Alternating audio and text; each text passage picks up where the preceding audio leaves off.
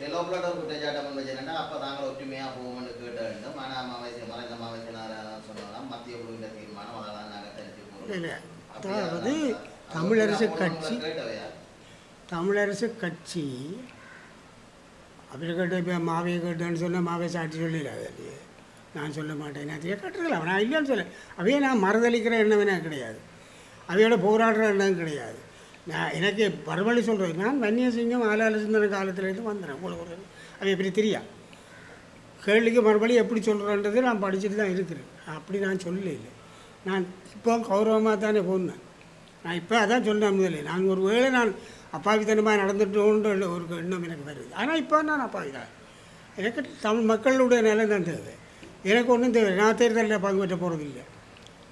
ஆனால் கட்சி கூட்டமைப்பு ஒன்றாக இருக்கணுன்றதில் எனக்கு தெளிவான எண்ணம் இருக்குது. சரி, எல்லாத்தையும் பண்ணால் நான் இப்போ தானே முயற்சிக்கிறேன். இப்போ முயற்சிக்கிறேன். இப்போ அவர் சேர்த்துனா இவர் சேர்த்துனா இப்போ உங்களுக்கே தெரியும் எத்தனை கூட்டணியில் எத்தனை பேர் இருக்குன்னு தெரியுமா உங்களுக்கு? தெரியும், எனக்கு தெரியும்.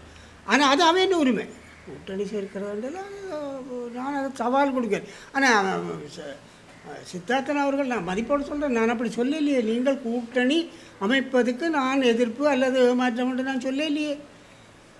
நான் சொன்னது நாங்கள் வழி பேசிக்கொண்டிருக்கும் போது இப்படி ஒன்று செய்தது. அதுலேயும் என்ன தெரியும், நான் சித்தார்த்தனை வெள்ளிக்கிழமை சந்திக்கிறேன், வெள்ளிக்கிழமை 7 மணி சந்திக்கிறேன், ஞாயிற்றுக்கிழமை மன்னாரி போகிறேன். அப்போ அதை சொல்லியிருக்கலாம் தானே, 2 பேரும் சொல்லியிருக்கலாம் தானே. அப்போ ஏன் சொல்ல இல்லை? மனித எங்களை தவித்து தானே ஒரு கூட்டம் வச்சு நீங்கள் ஏன் நாங்கள் ஒரு கட்சி என்று நினைச்சா நீங்கள் அழைச்சிருக்கலாம். இப்போ கேட்குற நீங்கள் அப்போவே என்னை கூப்பிட்டுருக்கலாம் தானே. நான் தானே வாரனே உங்களோட வீடு வழியா. தமிழரசு கட்சி மற்றது பாரிய கட்சி. யாரோ ஒரு ஊடாவில் எல்லாம் கேட்டவை அதையும் சொல்லிடுறேன். நீங்களெல்லாம் என்பிபி பயந்தோ அப்படி கூட்டுக்கு போனீங்க.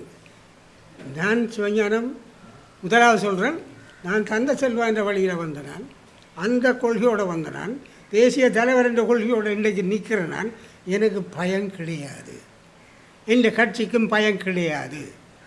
அதுக்காக பயந்து யாருக்கும் பயந்து நாங்கள் கூட்டுக்கு போக இல்லை. ஆனால் தமிழர் நலன் சார்ந்து இனம் சார்ந்து அதில் எழுதியிருக்கிறேன். கணக்கெழுதுறையில் கடியாக நான் நிர்வாகி சும்மா கண்டு கணக்கெழுத ஒரு பக்கத்தில் எழுதுவேன், கூடுதலாக ஒரு பக்கத்தில் எழுதுவேன், கடை ஒரு பக்கத்தில் எழுதுவேன். நீங்கள் பார்த்துருப்பீங்க, பாலியாருக்கு ஜனாதிபதிக்கு ஒரு பக்கத்தில் கடிதம் எழுதுங்க, அதில் முழுக்கலையும் சேர்த்துருக்குறேன்.